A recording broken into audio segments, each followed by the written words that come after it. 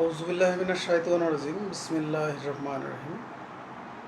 ছাত্রীরা তোমরা কেমন আছো? আশা করছি সবাই সুস্থ আছো, ভালো আছো, নিরাপদে আছো। পল্লবী মহিলা ডিগ্রি কলেজ আয়োজিত অনলাইন ক্লাসে তোমাদের আবারও স্বাগতম। আমি মোহাম্মদ খায়রুল ইসলাম, প্রভাষক, পৌরনীতি ও সুশাসন বিভাগ। দ্বাদশ শ্রেণীর মেয়েরা, তোমরা হয়তো ইতিমধ্যে জেনেছো যে তোমাদের সিলেবাস সংক্ষিপ্ত করা হয়েছে। বোর্ড কর্তৃক তোমাদের সিলেবাস সংক্ষিপ্ত করে দিয়েছে। সেখানে তোমাদের প্রথম অধ্যায় আছে, প্রথম অধ্যায়, তৃতীয় অধ্যায়, সপ্তম অধ্যায় এবং দশম অধ্যায়। এই অধ্যায়গুলো এবং এই অধ্যায়ের কী কী বিষয়গুলো আছে সেগুলো কিন্তু তোমাদের জানতে হবে, তোমরা জেনে নিও। এই বিষয়গুলো কিন্তু পড়তে হবে, এর বাইরে কিন্তু তোমাদের কোশ্চেন হবে না, বোর্ড কোশ্চেন হবে না। সেক্ষেত্রে এর বাইরে পড়ার কোনো প্রয়োজন নেই। তোমরা এই সংক্ষিপ্ত সিলেবাসটা জেনে নিবে। আর 30 তারিখে আমাদের শিক্ষা প্রতিষ্ঠান খুলতেছে, তোমরা হয়তো শুনেছ। তো 30 তারিখে খোলার পরে আমি অবশ্যই এটা তোমাদের দেখাতে পারবো যে কী কী বিষয় রয়েছে, প্রত্যেকটা অধ্যায়ের আবার কোন কোন বিষয় রয়েছে সেই বিষয় কিন্তু নির্দিষ্ট করে দেওয়া আছে। তো বলে দিলাম যে প্রথম অধ্যায়, তৃতীয় অধ্যায়, সপ্তম অধ্যায় এবং দশম অধ্যায়। তো আমরা যেহেতু প্রথম, তৃতীয় এবং সপ্তম অধ্যায় শেষ করেছি, আমি আজকে আলোচনা করব দশম অধ্যায় সম্পর্কে। আমাদের দশম অধ্যায় হচ্ছে দেশপ্রেম ও জাতীয়তা। দেশপ্রেম ও জাতীয়তা। আজকে আমার আলোচনার বিষয় হচ্ছে জাতীয়তা, জাতি, এই জাতি জাতীয়তার মধ্যে আবার পার্থক্য এবং জাতীয়তার উপাদান। যদি আমার সময় থাকে আমি এই পর্যন্ত আলোচনা করব। এবং জাতীয়তাবাদের বিকাশ, জাতীয়তাবাদের বিকাশ, এই বিষয়গুলো নিয়ে আলোচনা করব। প্রথমে বলা যায় যে জাতি এবং জাতীয়তা মূলত আসলে অভিন্ন বিষয়, কিন্তু পরবর্তীতে জাতি এবং জাতীয়তা এই দুইটা বিষয় কিন্তু আলাদা হয়ে যায়। অর্থাৎ বিশেষজ্ঞ লেখক বা রাষ্ট্রবিজ্ঞানীগণ জাতি এবং জাতীয়তাকে আলাদা করেছেন। জাতি হচ্ছে বা জাতীয়তা হচ্ছে একটা জনসমষ্টি। সেই জনসমষ্টির মধ্যে যদি রাজনৈতিক চেতনার উদ্ভব হয় তাহলে সেই জনসমষ্টিকে জাতীয়তা বলা হয়। আর এই রাজনৈতিক চেতনা সম্পন্ন জনসমষ্টি যখন নিজেদেরকে স্বাধীনভাবে, অর্থাৎ স্বাধীন করার জন্য লড়াই করে বা স্বাধীন করে, তাহলে সেই জনসমষ্টিকে বলা হয় জাতি। আসো আমরা প্রথমে জাতীয়তা সম্পর্কে আলোচনা করি, এরপর জাতি সম্পর্কে আলোচনা করব। জাতীয়তা,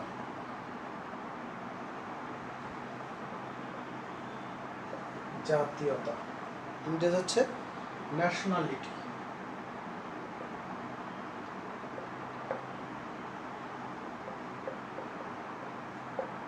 ন্যাশনালিটি তোমরা অনেক সময় ফর্ম ফিল আপ করার সময় বা ফর্ম পূরণ করার সময় তোমরা দেখেছো যে ইংরেজিতে লেখা থাকে ন্যাশনালিটি কী। ন্যাশনাল হচ্ছে জাতীয়তা। তুমি হচ্ছে, তোমার জাতীয়তা কি? তুমি হচ্ছে বাংলাদেশি, এটা তোমার জাতীয়তা। এখন এই জাতীয়তা ইংরেজি শব্দ হচ্ছে ন্যাশনালিটি। এই ন্যাশনালিটি শব্দটা এসেছে ল্যাটিন শব্দ ন্যাটিও বা নেটাস থেকে। ল্যাটিন শব্দ ন্যাটিও অবলিক নেটাস, এই শব্দ দুটি থেকে এসেছে। ল্যাটিন শব্দ ন্যাটিও বা নেটাস থেকে এসেছে। এর অর্থ হচ্ছে জন্ম। এর অর্থ হচ্ছে জন্ম। স্বাভাবিকভাবে বলা যায় যে জাতীয়তা বলতে বোঝায় হচ্ছে একই বংশোদ্ভূত জনসমষ্টি। এটা এই শব্দের অর্থ দ্বারা বোঝা যায় যে একই বংশোদ্ভূত জনসমষ্টি হচ্ছে জাতীয়তা, কিন্তু আসলে কিন্তু মূল অর্থ কিন্তু এটা নয়, বা এর সংজ্ঞা কিন্তু এটা নয়। জাতীয়তা বলতে বোঝায় যখন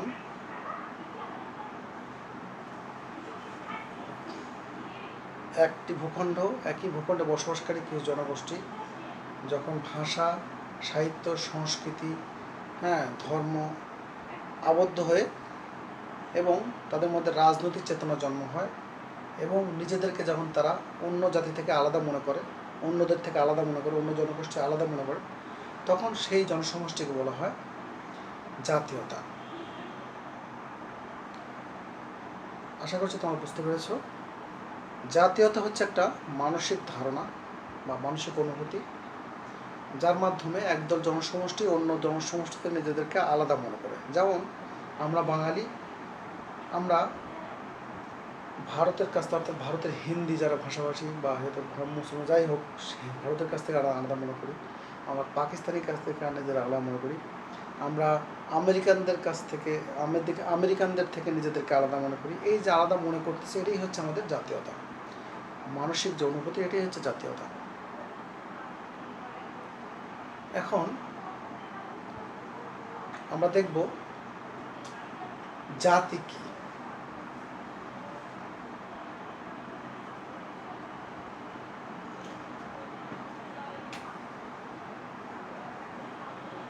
জাতি,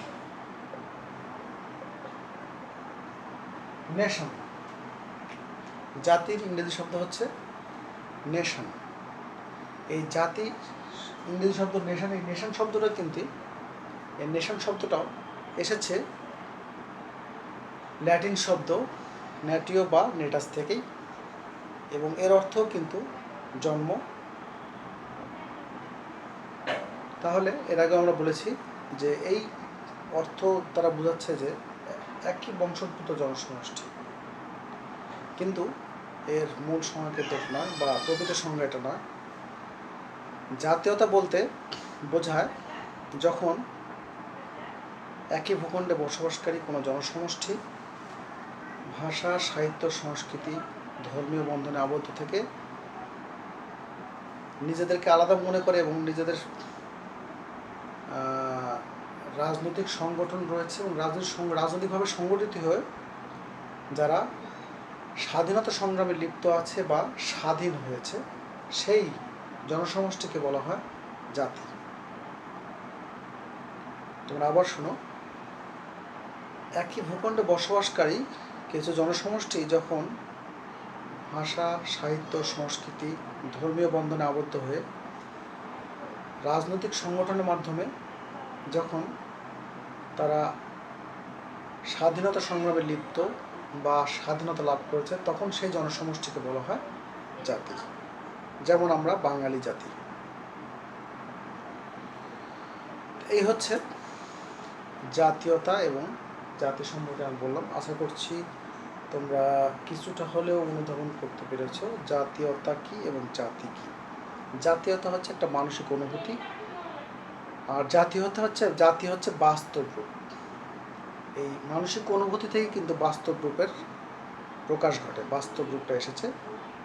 জাতীয়তা যদি না থাকে তাহলে কিন্তু জাতি আসবে না। জাতীয়তা হচ্ছে প্রাথমিক রূপ, জাতি হচ্ছে পূর্ণাঙ্গ রূপ। আচ্ছা, এখন আমরা দেখতে পারি এই জাতি এবং জাতীয়তার সম্পর্ক।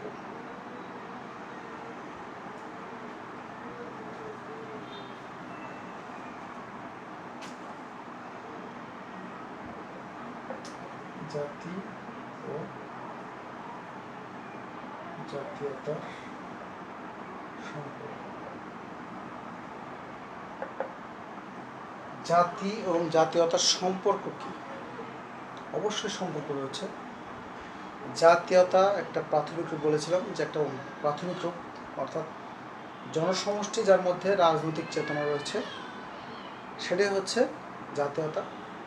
আর ওই রাজনৈতিক চেতনা সম্পন্ন জনসমষ্টি যখন স্বাধীনতার জন্য লড়াই করছে বা স্বাধীনতা লাভ করেছে, তখন তাকে বলা হয় জাতি। তাহলে একটা হচ্ছে প্রাথমিক রূপ আর একটা হচ্ছে পূর্ণাঙ্গ রূপ।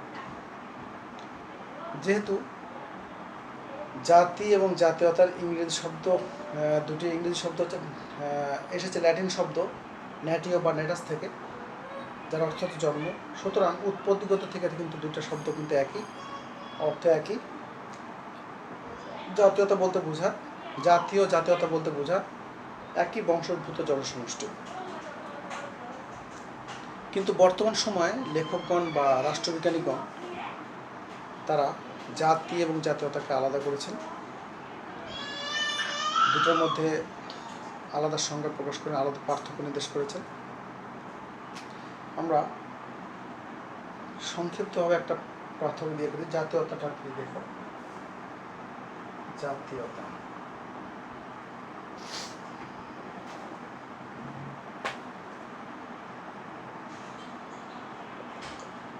জাতীয়তা সমান সমান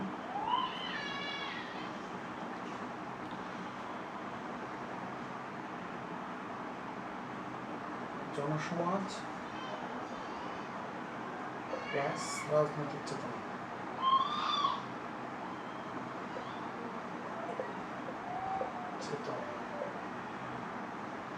জাতীয়তার সমান হচ্ছে জনসমাজ প্লাস রাজনৈতিক চেতনা, আর জাতি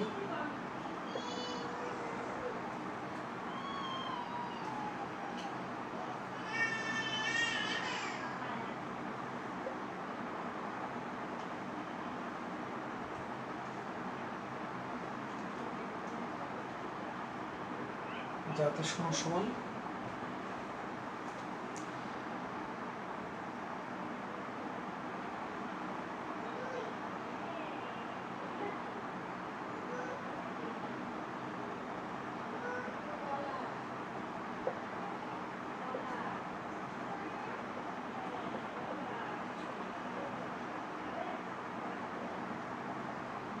জনসমাজ সমাজ প্লাস রাজনৈতিক সংগঠন প্লাস স্বাধীনতা।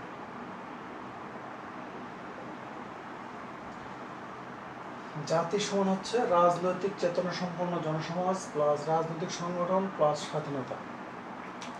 তাহলে তোমরা বুঝতে পারছো এই দুটোর মধ্যে পার্থক্য। জাতীয়তা হচ্ছে জনসমাজ প্লাস রাজনৈতিক চেতনা, অর্থাৎ জনসমাজ তার মধ্যে রাজনৈতিক চেতনা থাকলে সেটা জাতীয়তা হবে।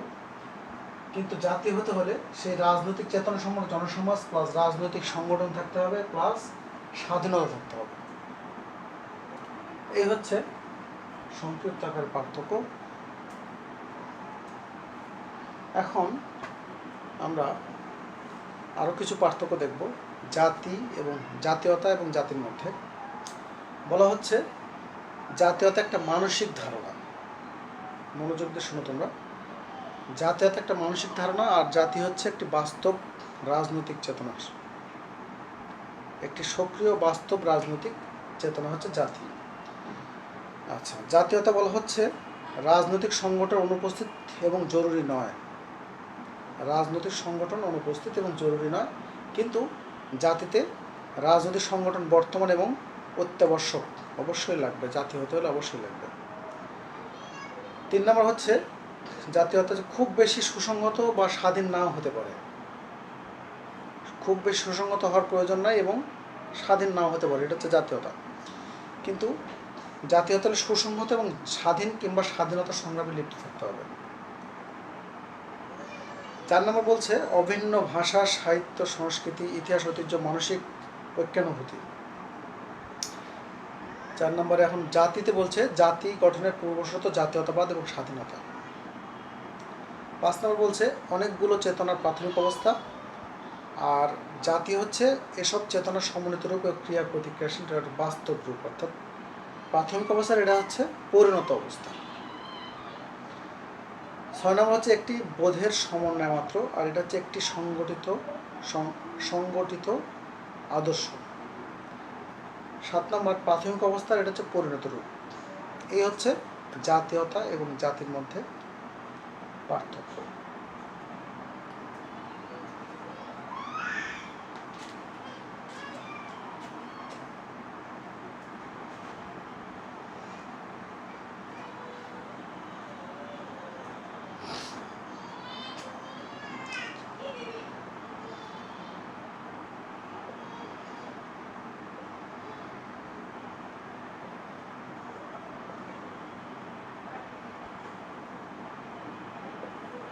জাতীয়তাবাদের বিকাশ।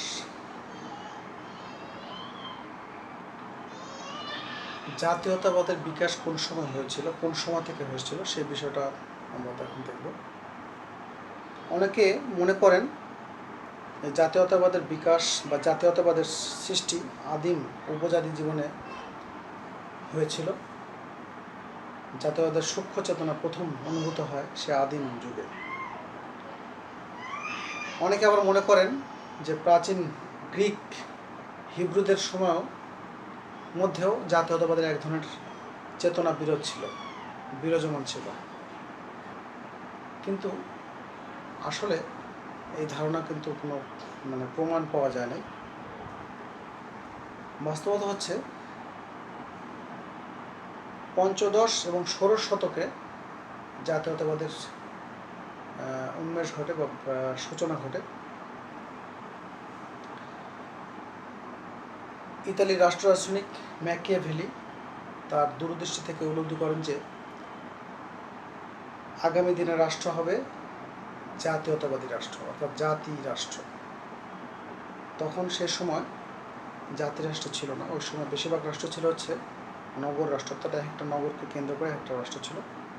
কিন্তু এই ম্যাকিয়াভেলি, অর্থাৎ এই জাতীয়তাবাদের জনক ম্যাকিয়াভেলি, তিনি দূরদৃষ্টি সম্পন্ন একজন জ্ঞানী রাষ্ট্রবিজ্ঞানী। তিনি চিন্তা করলেন যে এক সময় এই রাষ্ট্রগুলো থাকবে না, অর্থাৎ নগর রাষ্ট্রগুলো থাকবে না, এক সময় সব রাষ্ট্রগুলো হবে হচ্ছে জাতি রাষ্ট্র এবং তার ভিত্তি হবে জাতীয়তাবাদ। মূলত তিনি জাতীয় রাষ্ট্রের স্বপ্রদ্রষ্টা। জাতীয়তাবাদের উন্মেষ ঘটে রেনেসা বা নবজাগরণের ভূমিকা ছিল অনন্য। এই জাতীয়তাবাদের বিকাশে রেনেসা বা নবজাগরণের ভূমিকা ছিল অনন্য। মধ্যযুগীয় সামন্ততান্ত্রিক বা রাজতান্ত্রিক রাষ্ট্রের পরিবর্তে এই জাতীয়তাবাদী চেতনার আলোকে জাতিরাষ্ট্র গড়ে ওঠে।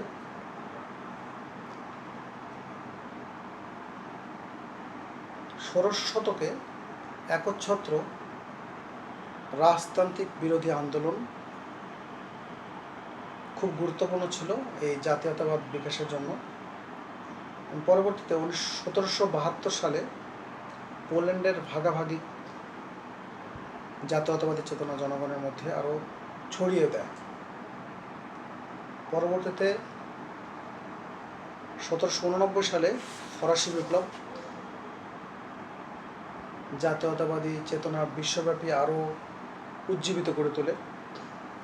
19 শতকের শেষের দিকে বলা হচ্ছে 19 শতকের শেষের দিকে এবং বিংশ শতক হলো জাতীয়তাবাদের স্বর্ণযুগ বলা হয়। এই সময় বলা হচ্ছে জাতীয়তাবাদের স্বর্ণযুগ, অর্থাৎ এই সময় বেশি বিকশিত হয় জাতীয়তাবাদ।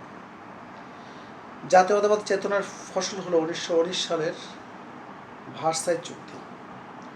জাতীয়বাদী চেতনা বিকাশের ফলে ইউরোপ, এশিয়া, আফ্রিকার নতুন নতুন জাতিরাষ্ট্রের উদ্ভব ঘটে।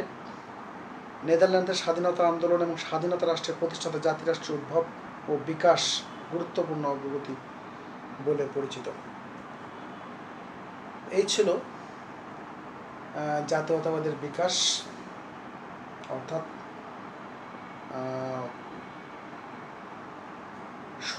পঞ্চদশ এবং ষোড়শ শতকে এর চেতনা শুরু হয় এবং শেষ হয় হচ্ছে বিংশ শতক, অর্থাৎ ঊনবিংশ এবং বিংশ শতকের স্বর্ণযুগ হয়। ঊনবিংশ এবং বিংশ শতকে এটাকে বলা হয় জাতীয়তাবাদের স্বর্ণযুগ। এখন আমরা দেখব জাতীয়তার উপাদান, অর্থাৎ জাতীয়তার উপাদান কী কী রয়েছে সেই বিষয়গুলো দেখব।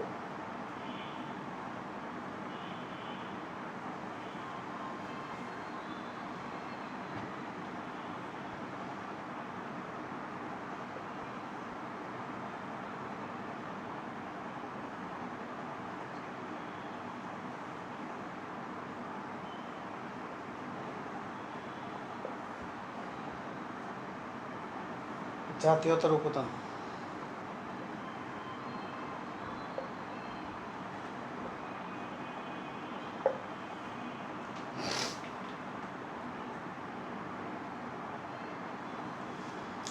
প্রথম যে উপাদান সেটা হচ্ছে বংশগত ঐক্য। বলা হচ্ছে যখন কোনো জনসমাজের অন্তর্গত প্রায় সকল লোকই নিজেদেরকে এক বংশোদ্ভূত বলে মনে করে, তখন তাদের মধ্যে একটা জাতীয় একাত্মবোধ সৃষ্টি হয়।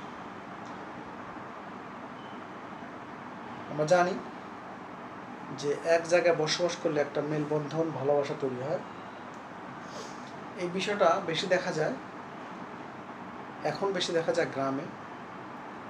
গ্রামে দেখবে যে এক গ্রামবাসীর সাথে আরেক গ্রামবাসী কিন্তু অনেক সময় ঝগড়া বিবাদ, মারামারি হয়। এর কারণ হচ্ছে ওই একসাথে বসবাস, অর্থাৎ এক গ্রামবাসী একসাথে বসবাস করার ফলে তাদের মধ্যে একটা মেলবন্ধন, তাদের মধ্যে একটা জাতীয়তাবাদের সৃষ্টি হয়েছে, যার ফলশ্রুতিতে বিভিন্ন কারণে আরেক গ্রামবাসীর সাথে কিন্তু একটা ঝগড়া বিবাদ, মীমাংসা, মানে ঝগড়া বিবাদ লেগে যায়। এটা হচ্ছে জাতীয়তাবাদের একটা গুরুত্বপূর্ণ, অর্থাৎ বংশগত ঐক্য, অর্থাৎ নিজেদেরকে এক বংশে মনে করা হয়। একসাথে বসবাস করার ফলে মনে করা আমরা একই বংশের মানুষ, আমাদের রক্ত এক, আমাদেরকে কেউ কিছু বললে আমরা তা প্রতিহত করব। এই যে চেতনা, এটা থেকে জাতীয়তাবাদের সৃষ্টি হয়। যদিও বলা হচ্ছে যে বংশগত ঐক্য বর্তমানে জাতীয়তাবাদের জন্য খুব গুরুত্বপূর্ণ বিষয় বর্তমানে নয়, কারণ বর্তমানে অনেক রাষ্ট্র রয়েছে যেখানে, যেমন মার্কিন যুক্তরাষ্ট্রের জনগণ নিজেদেরকে আমেরিকান বলে দাবি করলেও তাদের মধ্যে কিন্তু বংশগত ঐক্য নেই, তাদের রক্ত কিন্তু এক নয়। অর্থাৎ তাদের কিন্তু বিভিন্ন রকম জাত, বিভিন্ন রকম সংমিশ্রণ, অর্থাৎ ফর্সা, কালো, মিক্সড হয়ে তারা কিন্তু একটা, অর্থাৎ অনেক রকম ভাষাভাষী, অনেক রকম ধর্মীয় মানুষ তারা কিন্তু একসাথে বসবাস করছে মার্কিন যুক্তরাষ্ট্রে, এবং তারা নিজেদেরকে অর্থাৎ আমেরিকান বলে দাবি করে, আমেরিকান বলছে। তাহলে এখানে বংশগত ঐক্য না থাকলেও কিন্তু জাতীয়তা বিকাশ হতে পারে।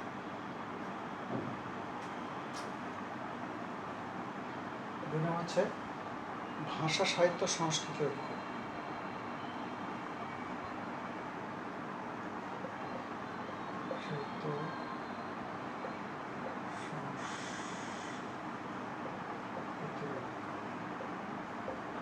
ভাষা, সাহিত্য, সংস্কৃতি ঐক্য।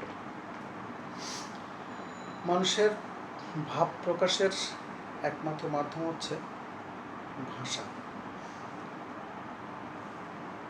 যখন কোনো জনসমাজের অন্তর্গত প্রায় সকল লোক একই ভাষায় কথা বলে, তখন তাদের মধ্যে একটা আলাদা মেলবন্ধন, আলাদা একটা ঐক্যের সৃষ্টি হয়। যদি ভাষা আলাদা হয় তাহলে কিন্তু মেলবন্ধন হতে একটু সময় লাগে বা কমই হয়, মেলবন্ধন খুব কমই হয়। কিন্তু ভাষা যদি এক হয় তাহলে কিন্তু মনের ভাব প্রকাশ, একজন আরেকজনের কাছে মনের ভাব প্রকাশ করছে, এবং তাদের মধ্যে খুব সহজেই বন্ধুত্ব সৃষ্টি হয়ে যাবে। কিন্তু ভাষা যদি এক না হয় তাহলে কিন্তু মেলবন্ধন হওয়াটা খুব দুরূহ ব্যাপার।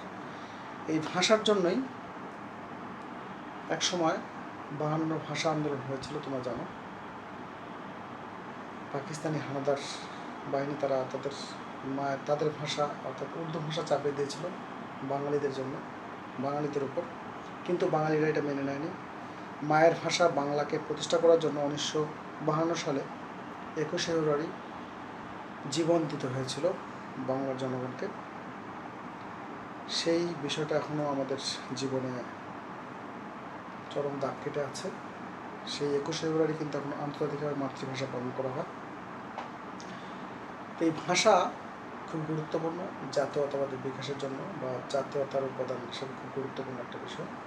কিন্তু শুধু ভাষাই কিন্তু একটা জাতি তৈরি কিন্তু মুখ্য ভূমিকা পালন করতে পারে না, কারণ একই ভাষা হওয়া সত্ত্বেও অনেক রাষ্ট্র রয়েছে যারা আলাদা আলাদা রাষ্ট্র গঠন করেছে, কিন্তু ভাষা তাদের এক। যেমন ইংরেজি ভাষার কথা বলি, যেমন অস্ট্রেলিয়ার ভাষা ইংরেজি, ব্রিটিশদের ভাষা ইংরেজি, আমেরিকার ভাষা ইংরেজি, আরও অনেক রাষ্ট্র যাদের ভাষা ইংরেজি, কিন্তু তারা কিন্তু এক রাষ্ট্রে পরিণত হতে পারে না। আবার সৌদি আরবের ভাষা ইংরেজি, আরব আমিরাত, কাতার, তারপরে আরও অনেক মধ্যপ্রাচ্যে অনেক রাষ্ট্র আছে যাদের ভাষা আরবি, কিন্তু তারা কিন্তু এক রাষ্ট্র হতে পারে না। তাই শুধু ভাষা এক হলেই তাদের মধ্যে যে জাতীয়তাবাদে উদ্ভূত হবে বা জাতীয়তা সৃষ্টি হবে এমন বিষয় না, কিন্তু ভাষা খুব গুরুত্বপূর্ণ জাতীয়তার জন্য।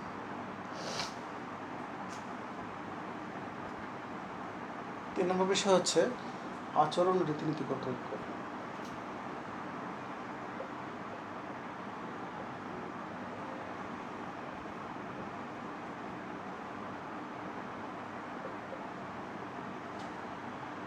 আচরণ রীতিনীতিগত ঐক্য, এই আচরণ ও রীতিনীতিগত ঐক্য খুব গুরুত্বপূর্ণ একটা বিষয়। আমাদের মধ্যে যদি আচরণ এবং রীতিনীতি যদি এক না হয় তাহলে কিন্তু আমাদের মধ্যে মিলবন্ধন তৈরি হবে না। এই আচরণ ও রীতিনীতিগত ঐক্য না থাকার কারণেই 1971 সালে স্বাধীনতা যুদ্ধ হয়েছিল এবং পাকিস্তান থেকে বাংলাদেশ অর্থাৎ পূর্ব পাকিস্তান স্বাধীন হয়ে যায়। কারণ সেই পশ্চিম পাকিস্তানিদের সাথে আমাদের আচরণগত ঐক্য ছিল না, আচরণগত মিলবন্ধন ছিল না, আচরণের মিল ছিল না, রীতিনীতির মিল ছিল না, যার ফলশ্রুতিতে বিভিন্ন রকম সমস্যার সৃষ্টি হয়। হতে হতে লাস্টে শেষ পর্যায়ে অর্থাৎ 1971 সালে এসে যুদ্ধ সংঘটিত হয় এবং বাংলাদেশ বা পূর্ব পাকিস্তান স্বাধীন হয়ে বাংলাদেশ রূপ নেয়।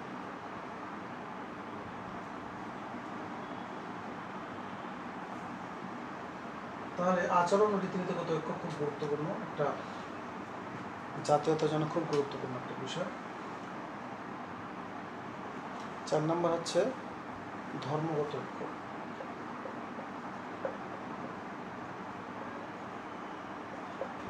ধর্মগত ঐক্য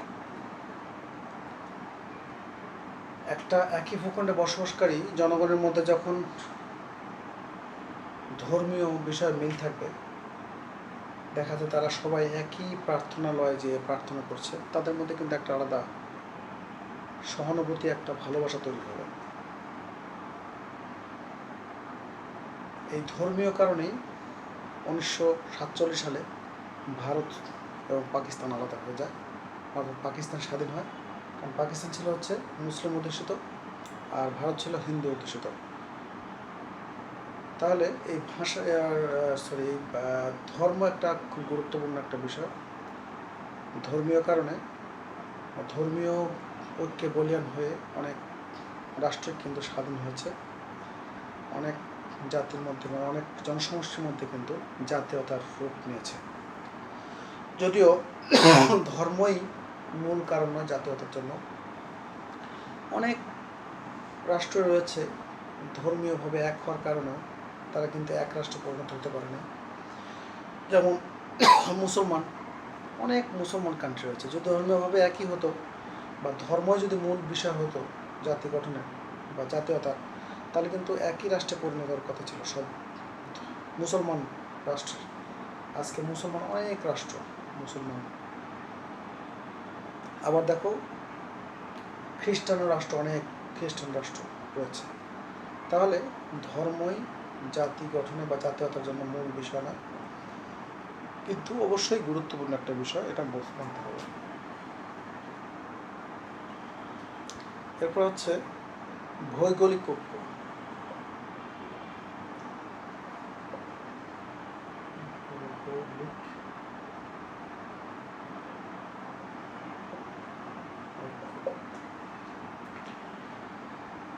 একটা জনসমষ্টির মধ্যে যদি জাতীয়তার উন্মেষ ঘটাতে হয় তাহলে অবশ্যই সেই জনসমষ্টির ভৌগোলিক ঐক্য থাকতে হবে।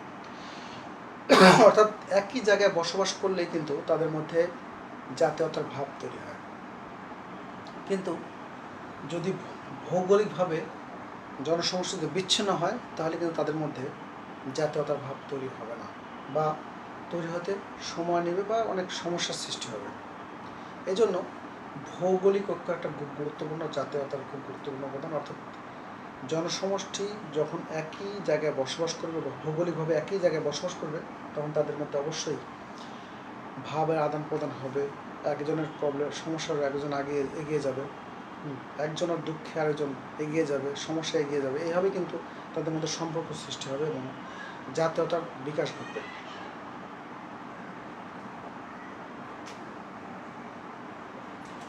6 নম্বর হচ্ছে ইতিহাস ঐতিহ্যের ঐক্য।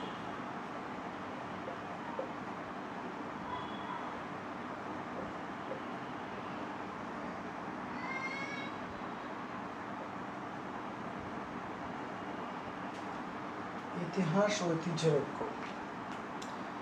একটা জনসমষ্টির মধ্যে যখন ইতিহাস ঐতিহ্যের ঐক্য থাকে, যখন সুখ দুঃখ, মান অভিমান, লাভ লোকসান প্রভৃতি ক্ষেত্রে নিজেদেরকে সম অংশীদার মনে করা হয়, তখন তাদের মধ্যে একটা জাতীয়তার সৃষ্টি হয়। একই প্রথা, রীতিনীতি, ইতিহাস, একই জয় পরাজয়, গৌরব গ্লানি প্রভৃতি জনগণের ঘনিষ্ঠ সূত্রে আবদ্ধ করে, এক জনসমষ্টিকে ঘনিষ্ঠ সূত্রে আবদ্ধ করে। তাই ইতিহাস এবং ঐতিহ্যের ঐক্য খুব গুরুত্বপূর্ণ একটা জাতীয়তার উপাদান হিসেবে খুব গুরুত্বপূর্ণ একটা বিষয়।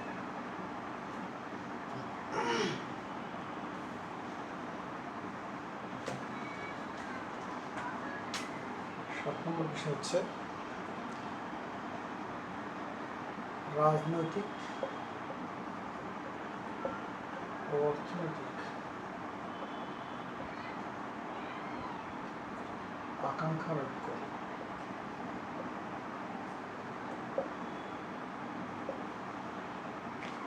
তো জনসমষ্টির মধ্যে যখন রাজনৈতিক এবং অর্থনৈতিক আকাঙ্ক্ষা একই হয়, চাওয়া পাওয়া একই হয়, তখন কিন্তু সেই জনসমষ্টির মধ্যে কিন্তু একটা আলাদা মেলবন্ধন, একটা ভালোবাসা তৈরি হয়।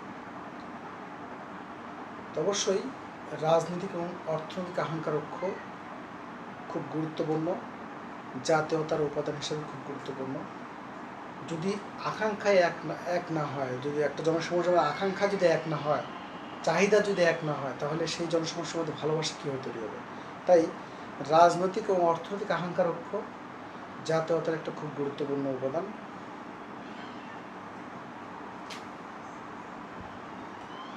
8 নম্বর বিষয় হচ্ছে মানসিক ও ভাবগত ঐক্য।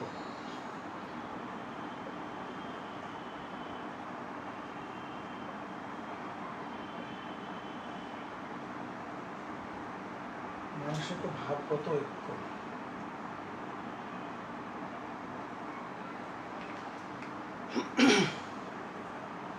জাতীয়তার ভাব সৃষ্টিতে বা জাতি গঠনের সর্বাপেক্ষা গুরুত্বপূর্ণ উপাদান হচ্ছে এই মানসিক বা ভাবগত ঐক্য।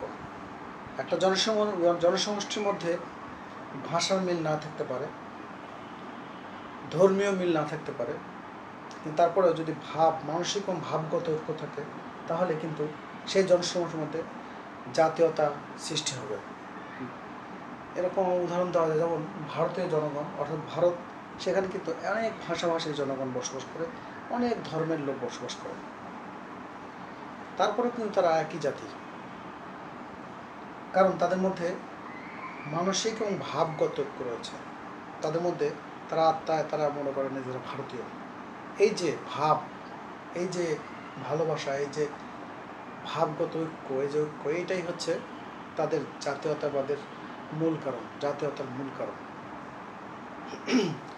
তো একটা জনসমষ্টির মধ্যে অবশ্যই অন্যান্য জাতীয়তার অন্যান্য উপাদান থাক বা না থাক, এই মানসিক বা ভাবগত ঐক্য খুবই গুরুত্বপূর্ণ জাতীয়তাবাদের বিকাশের জন্য, বা জাতীয়তার উপাদান হিসেবে খুবই গুরুত্বপূর্ণ একটা বিষয় হচ্ছে মানসিক এবং ভাবগত ঐক্য।